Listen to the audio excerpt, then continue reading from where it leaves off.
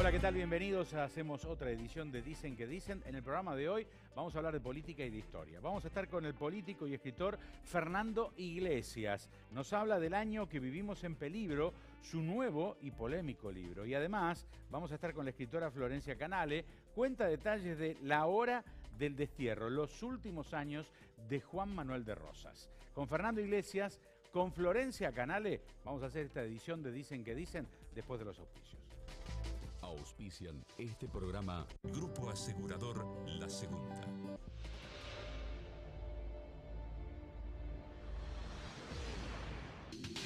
Municipalidad de Rosario. Helados La Montevideana, un helado que alimenta. Sport 78, Rosarino por deporte. Chevrolet, Find New Roads.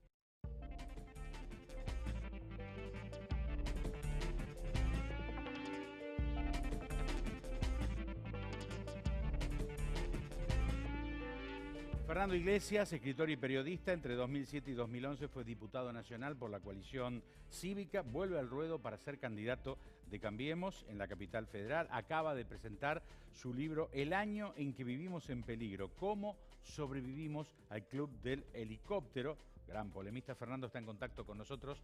Bienvenido al programa, Fernando. ¿Cómo te va, Alberto? ¿Bien? Gracias por estar. Bueno, en el libro no solo hablas de las decisiones de gobierno del presidente Macri, sino de las dificultades generadas por la herencia, denunciás palos en la rueda puestos por el kirchnerismo. ¿Por qué hablas del año que vivimos en peligro, Fernando? Bueno, porque creo que efectivamente el gobierno logró avanzar por un estrecho desfiladero. A un lado estaba la crisis económica, ya sea por hiperinflación o por recesión que se desactivó, sobre todo saliendo del cepo y saliendo de un default que duraba 15 años, pero con muchísimo esfuerzo y con un año 2016 que fue un año difícil. Y del otro lado del desfiladero había un abismo político constituido sobre todo por una oposición sanguinaria encabezada por el kirchnerismo con un solo proyecto, el Club del Helicóptero, es decir, hacer que Macri fuera de la Rúa y que se fuera del gobierno lo antes posible, ¿no?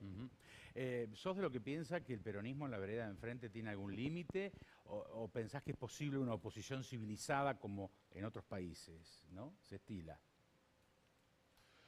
Bueno, por un momento, cuando se asumió el gobierno y durante la luna de miel, es decir, con una aprobación muy alta de la gestión presidencial, que es lo que suele suceder cuando asume un gobierno, digamos, un sector del peronismo se comportó bastante razonablemente. Ahora, ese periodo se terminó cuando, como siempre sucede, las lunas de miel se terminan, la imagen del presidente comenzó a bajar, como era de esperarse, y tuvimos esa maniobra que hicieron juntos el kirchnerismo y el masismo alrededor del tema de ganancias, esa foto de diciembre con toda la plana mayor del masismo y el kirchnerismo juntas, y el pedido del presidente del Partido Justicialista, Gioja, de juicio político a Macri, y creo que marcó el fin de una oposición razonable y abrió un año electoral muy, muy pesado por el que estamos pasando. Después de las elecciones, ¿qué puede pasar? Bueno, ojalá los líderes del peronismo vuelvan a posiciones más razonables, pero bueno, depende de ellos. El kirchnerismo tomó el caso Maldonado y la denuncia de desaparición forzada de personas como un tema de su campaña, un tema muy sensible, por cierto. ¿El oficialismo salió tarde a dar explicaciones, Fernando? El oficialismo tiene la obligación de gobernar y me parece que lo que se hizo fue absolutamente razonable. Nadie podía, realmente, bueno, la verdad que de estos muchachos uno se puede esperar cualquier cosa, pero me parece que han llegado a un límite que va más allá del ridículo. Me parece que la preocupación por la aparición con vida de Maldonado desde toda la sociedad argentina, creer que acá hay una desaparición forzada, lo que implica o un plan sistemático o por lo menos una orden dada desde los altos esferas del Estado. Pensar que Macri o que la ministra Bullrich mandaron a hacer desaparecer a Maldonado me parece demencial. Aparte, serían muy estúpidos hacerlo en un periodo electoral. Bueno, no es algo que verdaderamente no cierra por ningún lado. Y me parece eso, que me parece que todos los argentinos queremos que aparezca Maldonado, que se aclaren las circunstancias, qué fue lo que pasó, y si hay algún tipo de daño o si él sufrió algún tipo de agresión, que los responsables paguen, caiga sobre ellos todo el peso de la ley, pero también creo que es muy clara la manipulación política escandalosa que han hecho estos muchachos, ¿no? Me parece creo que no es que el gobierno se sorprendió, todos nos sorprendimos porque siempre el nivel al que pueden llegar los psicópatas del poder es siempre sorprendente para la gente normal. Bueno, en esas páginas señalás que el gobierno de Cambiemos es estructuralmente el más débil desde el retorno de la democracia, mucho más que el gobierno de Alfonsín, o si querés el gobierno de la Rúa de la Alianza, a lo que agregás el hecho de que Macri es el primer presidente argentino que no es ni militar, ni peronista, ni radical. Además del voto y el diálogo que se mantiene con sectores de la oposición, ¿cómo se sale de esa debilidad? Yo creo que el voto de octubre va a ser decisivo. Lo de la debilidad estructural del poder no es una opinión, es un dato. Es 1/3 de los diputados, un quinto de los senadores y 5 gobernadores de 24. Es menos de lo que tenía De la Rúa, es menos de lo que tenía Alfonsín, es el poder político estructuralmente más débil de la historia de la democracia argentina. Y me parece que, bueno, justamente que en octubre se decide eso. Por eso es tan importante y por eso cuenta cada voto. Porque cada voto no es una elección presidencial donde gana uno y pierde el otro, y da lo mismo en el fondo perder por mucho o por poco. Acá cada voto puede ser un diputado o un senador más o menos, y eso es decisivo. Yo siempre recuerdo, nos faltaron 15 diputados para echar a De Vido de la Cámara. Y en el Senado, que tiene mayoría peronista desde 1983, es el cuerpo central en la designación de los jueces. Por eso, de los 12 jueces de Comodoro Pi, que son los que tienen las causas más importantes, incluidas las de Cristina Kirchner, pero también la de Vido, la de Aníbal Fernández y tantas otras, esos 12 jueces, todos fueron aprobados con mayoría peronista en el Senado. Uno por propuesta del presidente Fernando de la Rúa y los otros 11 por propuestas de los presidentes peronistas Carlos Menem, Néstor Kirchner y Cristina Kirchner. Ahora, una sociedad que pide justicia no puede votar corruptos y por lo tanto tener un senador más, tener un diputado más es decisivo para terminar con la impunidad en la Argentina. Pensando en un balance del año en que vivimos en peligro, título del libro, ¿cuáles fueron los puntos positivos, los negativos del gobierno en estos casi 2 años de gestión, según vos? Siempre, claro. Mirá, yo creo que el balance es altamente positivo, porque puede haber ha habido errores, son obvios, el tema de las tarifas, me parece que ha habido errores menores, pero la verdad es que hemos pasado de un gobierno que hacía barrabasadas voluntariamente, como el kirchnerista, que durante 12 años aplicó políticas demenciales y niveles de corrupción sin precedentes, a un gobierno. Es decir, pasamos de ser gobernados por una mafia a ser gobernados por un gobierno que nos puede gustar más o menos, pero que nadie creo que puede poner en duda su carácter de un gobierno, de ser un gobierno y no una mafia. Y creo que los méritos son muchos, desde reconectar el país al mundo, cambiar reconfigurar las alianzas internacionales de la Argentina, hasta la propia economía.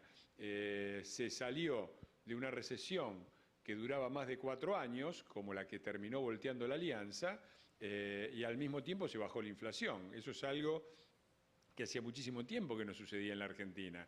Y los costos que hubo que pagar para salir del cepo y del default y evitar el estallido que no evitó la alianza con la convertibilidad, se pagaron durante el primer semestre del 2016, pero hoy ya podemos decir que la pobreza es menor a la que había cuando asumió este gobierno y la cantidad de puestos de trabajo es mayor. De manera que la situación se está revirtiendo, la economía está creciendo, la inversión está creciendo claramente por encima de lo que está creciendo la economía, por lo tanto podemos pensar en un crecimiento sustentable y a largo plazo, que es lo que la Argentina no tiene desde hace muchísimo tiempo. Fernando, no son pocos los que dicen que con tu forma de decir las cosas profundizás la grieta en nuestro país. ¿Qué opinás? Mira, si no sé, creo que hay una confusión sobre qué es la grieta. La grieta no surge de la polémica política. Yo escucho decir, hay grieta en todos lados. No hay grieta en todos lados. Hay debate político y debate político fuerte. Lo que hubo en la Argentina y lo que es la grieta es que una parte de la Argentina se consideró durante demasiado tiempo toda la Argentina. Es decir, acá lo que ha habido es un partido, el justicialismo, y muy particularmente el kirchnerismo, que desde el poder se consideraron los representantes únicos de la patria y del pueblo, y pusieron a todo el resto de la Argentina, que no comulgaba con sus ideas, en el rol, o quisieron ponerlos, en el rol de enemigos del pueblo, enemigos de la patria, y se instalaron toda una serie de antinomias demenciales, el campo contra la industria, el interior contra la capital, los rubios contra los morochos. Toda esta locura fue instalada voluntariamente como una política eso es la grieta, no otra cosa, no la polémica. Y la verdad es que si razonar, pensar que criticar y criticar fuertemente al peronismo es reabrir la grieta, es no entender en qué consiste la democracia. No existe democracia si no hay libertad de crítica. Es decir, a nadie se le ocurre, los peronistas no es que hablan bien de los radicales, y sin embargo nadie dice que quienes critican al radicalismo son antirradicales o son antipro, ¿no? Parece que el peronismo requiere para sí mismo la libertad absoluta de criticar a lo que se le ocurre, pero cada vez que se lo critica es porque quien lo critica está en contra de la democracia, quiere abrir la grieta, aplaude los bombardeos de la Plaza de Mayo del 55 o el genocidio de Videla. La verdad es que este derecho a actuar en política sin ser criticado que reclama el peronismo para sí, me parece ilegítimo y contrario a la más elemental idea de democracia. Lo último, llevando el plano internacional a lo que estás diciendo, ¿dónde ves un gobierno parecido al de Macri o que se quiera parecer? Bueno, las características nacionales son importantes, pero me parece que hay muchos. Yo tengo una relación muy entrañable con Italia, país en el que viví 7 años y del que también soy ciudadano. Acabo de venir de dar unas conferencias allá. Me parece que el gobierno del Partido Democrático, considerado de centro-izquierda en Italia, es un gobierno bastante similar, y me parece, por ejemplo, que su anterior líder, que era Renzi, tiene muchísimas características en común con Macri, como también las tiene, creo yo, Macron en Francia. Si querés, dos referencias de líderes europeos que tienen una visión similar a la que yo creo que tiene Cambiemos y Mauricio Macri. Bueno, podemos tomar eso, Macron y Renzi. El año en que vivimos en peligro, cómo sobrevivimos al Club del Helicóptero, tu último libro. Un abrazo, gracias por participar del programa, Fernando. Ha sido muy amable. Gracias a vos, Alberto, y bueno, un saludo a todo Rosario. Ahí estaba, Fernando Iglesias. Cuando regresemos, un poco de historia. Florencia Canale, sobre Juan Manuel de Rosas. Muy interesante, ya volvemos.